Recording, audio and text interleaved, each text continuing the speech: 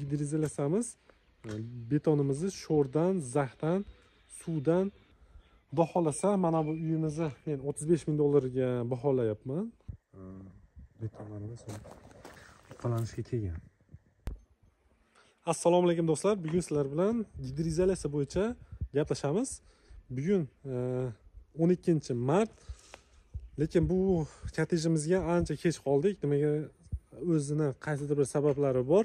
Lekin bir xil tempda ketyapti. Lekin bu kottejimizni martda oxirigacha tomini yopib bo'lishni planga kiritganmiz. Xudosh martda oxirigacha devorini ko'tarib, bugun 12-mart bo'lsa, mana shu oyning oxirigacha tomni yopib, deraza eshiklarni ham o'rnatib, xudo xolasa korobka holatiga topshirishga harakat qilamiz.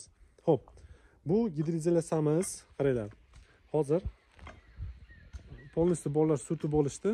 Bu gidrizalasamiz betonimizni sho'rdan, zaxdan, suvdan saqlaydi va betonni ko'proq xizmat qilishiga bu juda ham yordam beradi.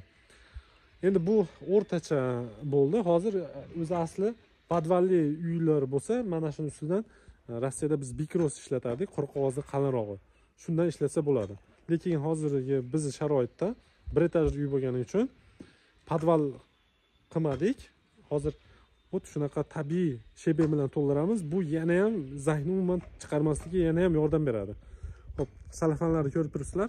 Salafanlarni ham tortib turib, keyin shebenni hozir ekskavator keladi.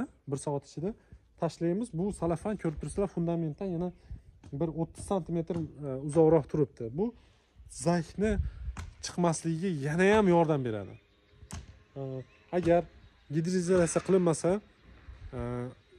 beton qanchalik nam bo'lsa, suv bo'lsa o'ziga shishimib, xizmat qilish darajasi umri qisqaradi. Hozir bitta video olganman, shularni qo'yib qo'yishga harakat qilaman. Qilingan xatolardan qo'lda quyilgan, markasi proshniy chiqmagan. Betonlarimiz qo'lanishga kelgan. Armaturalar ham zaynlashga kelgan. Uyimizda kolonna bormi, yo'qmi, u ham noma'lum. Bu uyda endi bir yashash uchun juda xavfli va uyning ichkarisida ham treshinalar bor. Hozirlarga ko'rinyaptimi? Sizlarga ko'rinyaptimi? Mana. Xullas, bu uyni polностью sinov qilish kerak. Keyin boshqatdan qurish kerak. Keyin FBSni blokni qurishdan oldin albatta podushka qo'yish kerak edi. Podushkaga terilsa bo'laradi. Podushkaga ham terilgandan keyin albatta seysmopoyez quyib turib, keyin uyni davom ettirish kerak edi. Yana bir xatolardan bittasi, plastik okna o'rnatilgandan keyin albatta mana bunisini chilib olib tashlash kerak. Bo'lmasam bu unda bo'ldi endi. Bu kilinkani chiqarish juda ham muammoli. Chiqsa ham juda qiyin chiqadi. Shunaqa do'stlar, bu uyda umuman kolonna ko'rmayapman. Armaturalar ham yaxshi bog'lanmagan. O'zingizlar ko'rib turibsizlar. Qo'lanishga kelgan. Shuning uchun uy qurayotganda albatta ekonom qilmanglar betondan, armaturadan. 10 yil, 15 yilga bormaydi. Agar yaxshi sement qo'shilmagan bo'lsa, o'zi normasida qilinmagan bo'lsa. Xullas kalom, qimmat narsa emas. Bu gidrizalasiya ko'pchilik qilishmaydi, lekin qilinsa juda ham yaxshi, yordami katta. Xo'p, uyimiz 10 ga 10, xudo xolasa buni korobka holatda qilamiz. Mana bu uyimizni patyulich qilishga harakat qilaman. Ko'ramiz. Xudo xolasa mana bu uyimizni men 35 ming dollarga baholayapman. Hali beri reklamaga chiqarganim yo'q. Hozir mana shu yaqin atrofdagi Telegram gruppalarga ham tashlayman. Xudo xolasa qiziqishlar bor. Даже reklamaga chiqarishimdan oldin ham sotilib ketishi imkoniyati bo'lyapti. Tez. Nimaga desangiz, kim kelsaki shu kottejlar yo'qyapti. Xudo xolasa zakaz qilsanglar, uchastkaning narxini ayirib tashlagan holda shunaqa uylarni qurib beramiz. Telefon nomerlarini hozir kommentariyaga qo'yib qo'yaman. Telefon qilib olishinglar, ma'lumot olishingiz mumkin. Endi narx-navo bo'yicha emas, shu kottej bo'yicha aloqaga chiqsanglar, qurib berish niyatda. Nima qilamiz? kelishamiz, borib xuddi shu proyektda bo'lsa borib qurib beramiz. Endi ko'pchilik maslahat so'rashyapti, qo'ldan kelgancha maslahatlar beryapman. Tushunmaganlarga vyeznoy borish konsultatsiya xizmatlarimiz ham bor. Kelishilgan holda Vodiy Toshkent bo'yicha borib o'zimni shu 15 yillik stajimdan kelib chiqqan holda yechim berishim mumkin. Fundament masalasi bo'yicha, utupleniya bo'yicha devorning ichiga tomga ham bunga kottejimizga lomboz ishlatmaganmiz, minvata qilingan. Cherdak qismiga ham yechimlar bor. Xudo xolasa o'zimni shu konsultatsiyalarimni berishim mumkin. Telefon bo'lyapti, to'g'risini aytsam 10 ga yaqin har kuni qo'ldan kelgancha maslahatlar beryapman. Endi to'g'ri tushunasizlar, menda ham vaqt chegaralangan, bizda ham bunday qilib jaydaracha qilib aytganda tirikchilik. Xullas shunaqa do'stlar, gidroizolyatsiya uy qurishinglarda albatta gidroizolyatsiya qilib ketinglar. Pajar bezopasnosti taraflarini ham qaranglar.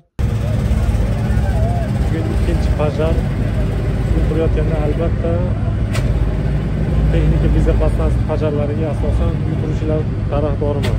Xudo xolasa xuddi shunaqa kottejlarni qurib beramiz. Yozda salqin, qishda issiq bo'ladi.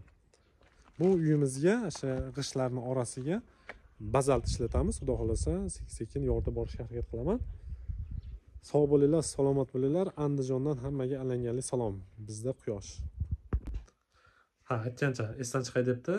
Video yoqqan bo'lsa, like, podpiska tugmasini bosib qo'yinglar. Albatta, sizlardan hech narsa ketmaydi. Pul bizga ozgina podishka bo'lib qoladi. Qo'ng'iroq tugmasini albatta bosib qo'yinglar. Yangi videolar chiqarsam sizlarga tezda borishga yordam beradi. Sog' bo'linglar. Ro'zadorlarga sabr, kuch-quvvat. Fundament ishlarini boshlab oldik. 7-mart. Uyimizni ham tirslatamiz. Fundament ishlarini ham tugatib oldik. Xudo xolasa. Gidroizolyatsiyani boshladik. Buni ham bir tirslatamiz. Gidroizolyatsiyani bolalar ichlarini polniy qilib olishdi. Tashqarisini qilmayapmiz. Mana bu podushka ko'miladigan joygacha gidroizolyatsiya qildik. Shuni o'zi yetadi. Tepasini boshqacha rangli gidroizolyatsiya qilamiz. Xudo xolasa u ham yaxshi sifatli bo'ladi. Bu gidroizolyatsiyaning vazifalaridan birinchisi, xo'p, fundamentimizni sho'rdan, zaxdan saqlaydi. Fundamentdagi gidroizolyatsiya qilinmasa, suvni, namni o'ziga tortib oladi-da, baribir xizmat qilish davri pasayadi. Xudo xolasa men ko'rib turibsizlar, bu salafanda ham mandaroqcha mashq holatda qoladi. Bu yana ham zaxni chiqarmaslikka yana ham nima yordam beradi. Bu uyimiz ichini xuddi shunaqa tabiiy tosh bilan, shebek bilan to'ldiramiz. Bu ham umuman zaxni hech narsani chiqarmaydi, o'zimiz tabiiy mahsulot.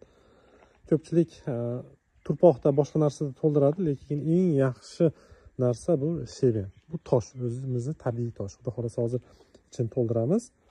To'ldirib bo'lgandan keyin cho'rnoy stashga qo'yamiz. Cho'rnoy stashkani ustidan yana gidroizolyatsiya beramiz to'pli-polni boshlashdan oldin. Ekskavatorimiz keldi.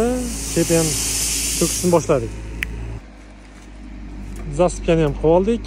Xo'p, shebekga keladigan bo'lsak, ko'pchilik trambovka qilmabsiz degan ham yozadi-da ko'pchilik. Shebekda trambovka qilsangiz, shebek faqat u yoq bu yoqqa suriladi. Mayda shebek bo'lganligi uchun trambovkasi o'zi bilan bo'ldi. Hozir ekskavator tepasida o'zi yurib zasipka qildi. Hozir tepasini qo'lda qilyapmiz.